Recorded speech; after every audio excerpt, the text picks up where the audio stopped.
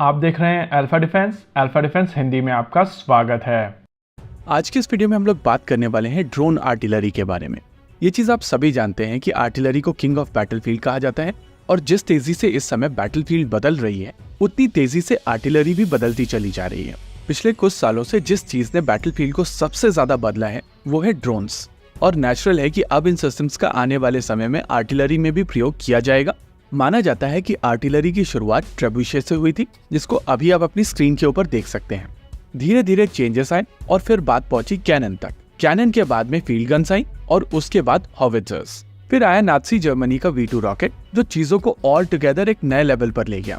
आज की तारीख में artillery, howitzers, multi barrel rocket launcher systems, tactical ballistic missile system और स्ट्रेटेजिक बैलिस्टिक मिसाइल सिस्टम्स के रूप में दिखाई देती हैं। रॉकेट आर्टिलरी के सेगमेंट में रशिया और उससे पहले सोवियत यूनियन की तरफ से काफी सिग्निफिकेंट काम किया गया था, और रशियन ग्रैड, स्मर्च और स्कैंडर जैसे सिस्टम्स को काफी पहले से यूज कर रहे हैं। वहीं दूसरी ओर यूएस की तरफ से इस रेस को काफी लेट ज्वाइन किया गया, और इस समय उनका जो सुपरस्टार है यानी कि हाइमार्स, वो साल 2010 के आसपास आया। भारत के केस में हम लोगों ने पहले रशिया से ग्रैड रॉकेट्स को अक्वायर किया था, और फिर जब स्मर्च रॉकेट अक्वायर किए गए तो रशिया की तरफ से टेक्नोलॉजी ट्रांसफर के लिए मना कर दिया गया था।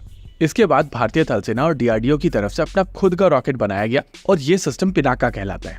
वहीं दूसरी ओर गन आर्टिलरी के ऊपर भी काम चलता रहा, और उसके भी कई तरीके के वेरिएंट्स आए। कहीं पर माउंटेड सिस्टम्स, कहीं पर लाइटर सिस्टम्स, कहीं पर ultra light systems. Initially conflict के शुरुआत में आपको काफी तेजी से सिस्टम्स को मूव करना पड़ता है, और उस तरीके की मोबिलाइजेशन के लिए वेपन सिस्टम्स का हल्का होना जरूरी है। यही कारण है कि रॉकेट आर्टिलरी के साथ साथ सेनाओं ने आर्टिलरी गन सिस्टम्स को भी अपने बेड़े में शामिल किया। लेकिन धीरे धीरे सभी सेनाओं को ये बात समझ आने लगी कि गाइडेड सिस्टम्स के रिजल्ट्स ज्यादा बेहतर होते हैं, और इसी वजह से दोनों तरीके की आर्टिलरीज को गाइडेड बनाने की कोशिश शुरू की गई। रॉकेट आर्टिलरी में तो इनर्शियल गाइडेंस यूज किया ही गया, लेकिन शेल्स को भी स्मार्ट बनाने की कोशिश की गई, जहां पर गन के शेल्स भी गाइडेड थे। जहां रशिया की तरफ से लेजर गाइडेड क्रास्नोपोल बनाया गया, वहीं पर अमेरिका की तरफ से जीपीएस गाइडेड एक्सकैलिबर बनाया गया। लेकिन आज की तारीख में लॉइटरिंग म्यूनिशंस और फर्स्ट पर्सन व्यू ड्रोन्स काफी ज्यादा इफेक्टिव सोल्यूशन बन चुके हैं।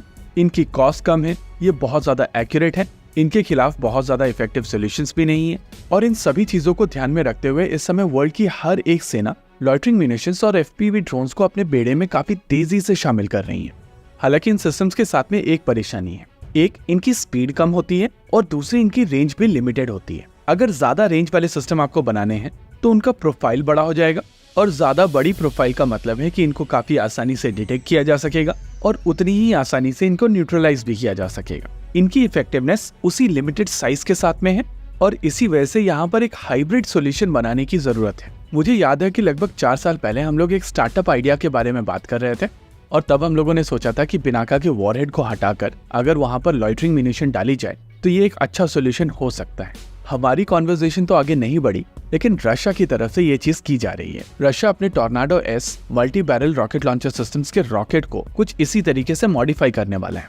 वहां पर रॉकेट के वॉरहेड को रिप्लेस किया जाएगा एक लॉइटरिंग म्यूनिशन से, और लॉन्च के बाद में ये रॉकेट इस लॉइटरिंग म्यूनिशन को टारगेट के करीब ले जाएगा, जिसके बाद रॉकेट इस असेंबली से पूरी तरीके से अलग हो जाएगा। ऐसा करने से इस लॉइटरिंग म्यूनिशन को स्पीड मिलेगी और स्टैंड ऑफ रेंज भी मिलेगी। रॉकेट से अलग होने के बाद में ये लॉइटरिंग म्यूनिशन अपने टारगेट को ढूंढकर उसको क्लासिफाई करके डिस्ट्रॉय कर पाएगा। भारत के केस में पिनाका रॉकेट्स को काफी आसानी से इस रिक्वायरमेंट के लिए मॉडिफाई किया जा सकता है, और इस समय देश में बहुत सारे ऐसे लॉइटरिंग म्यूनिशंस हैं जिनको वॉरहेड की जगह पर प्लेस भी किया जा सकता है। नेवरदलेस, अब आर्टिलरी एक और नए एरा में जा रही है, और दूसरे देशों को भी यहाँ पर कैचअप करने की आवश्यकता है। इसी के साथ आज के इस वीडियो में रखते हैं केवल इतना ही। वीडियो को अंत तक देखने के लिए धन्यवाद। देखते रहिए अल्फा डिफेंस। जय हिंद।